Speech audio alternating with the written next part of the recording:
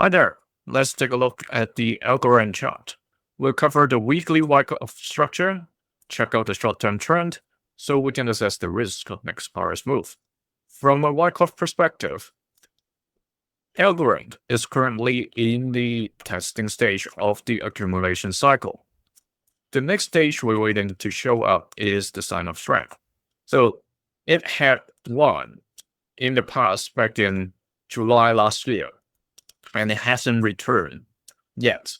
Okay, what we need is higher than average volume to kind of indicate people or money is coming back to the particular asset. So when you look at the Wyckoff analysis, typically when it travels from the testing stage to the sign of strength, you see these kind of higher than average volumes coming back in, and they may sustain for a few weeks, depending on how quickly that accumulation cycle starts and finish. So in this case, the one that we're going through, it's way longer, and we haven't seen volume coming back yet. And the other thing is they usually goes back to challenge the previous automatic rally level.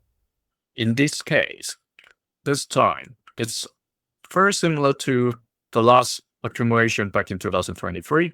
It's somewhere around the 26 cents 40, the blue key level. Okay. Remember, this is education content only, not financial advice. And the most important weekly support level is basically non-existent for now. Because if you look all the way back to 2020, Algorand is almost, okay, except 3 weeks ago, almost all-time low. So when we get to the daily chart, we can take a look into it. But the major resistance is this purple line, 0.08. You can see this week the wick went up to test it. All right. Now, micro view. We talk about this downtrend, falling channel that started beginning of June.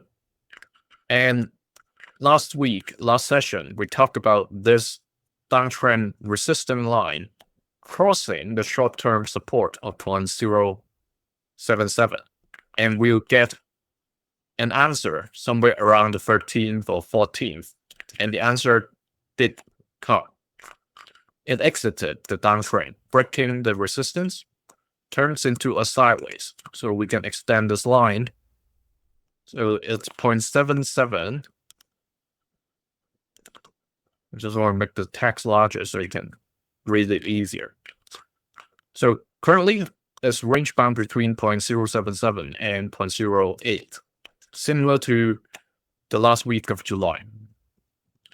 And if we zoom out, it seems like it is trying to continue to edge towards the center line of the downtrend. So if I extend this channel box, just zoom out a little, I just want to let it go all the way when the ceiling crosses the purple line. Okay. So currently it is still trading at the weaker half of the channel. We talk about there's no immediate or T support, all right? So this is the closest one. The next one, what's the next one then? If this channel holds true, then the channel bottom will be the next support. So you see the price comes down, bounce up, comes down again, bounce up to the center line, gets rejected, second rejection, comes close to the bottom, bounce up to the ceiling. Now it is coming back to below the center line. I always use this to explain the channel theory. Imagine you're playing an air hockey game. The two edges of the table are the channel boundaries. Just that we've got a center line in the trade where you can actually see the price bouncing off the center line, either from above or from below. Okay, so that's how the channels can be used, or you can picture it that way using the air hockey game. If this continues, it is going to continue sideways. I mean, it is going to edge towards this wedge. So there are two instances here. One above the current price range, above the purple key level, the other right above this yellow dash line. So the 13th has passed. Let's move it across. We have the 23rd over here. And then we have the 7th of September over here. What are those dates? Those are the trigger points of 2C's decision. What are the 2C's?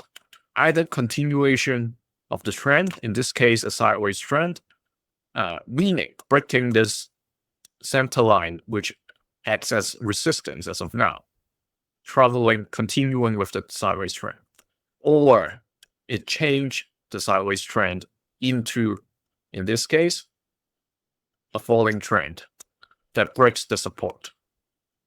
Okay, so in this case, the 23rd, it's slightly better. The bulls may push the price up. You can see these wicks, there are people buying over there, but there are also people selling from the purple level. If the bulls manage to push it to above the purple line, maybe it's due to the FOMC meeting minutes or the geopolitical events, whatever that is. This either again breaks the resistance or gets rejected and come back down to this range. So the difference or the signal is that if the bulls manage to push through the center line, that means they are trading at the stronger half of the channel. Look at the channel. There were only two instances that the bulls managed to stay at the stronger half for about a week.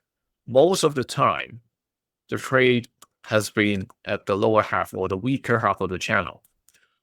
Being at the weaker half, meaning it's going to take longer time before you can exit the channel completely. Compared to you trade at the stronger half, you're always closer to the channel ceiling, meaning the resistance.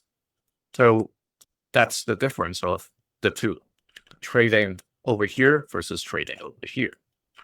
So let me know in the comment whether you think this yellow dash line is going to hold. All right, or are the bears going to push the price below that and seek a new all-time low? You can see this video earlier being a channel member, so join the other members now. See you in the next one. Thank you.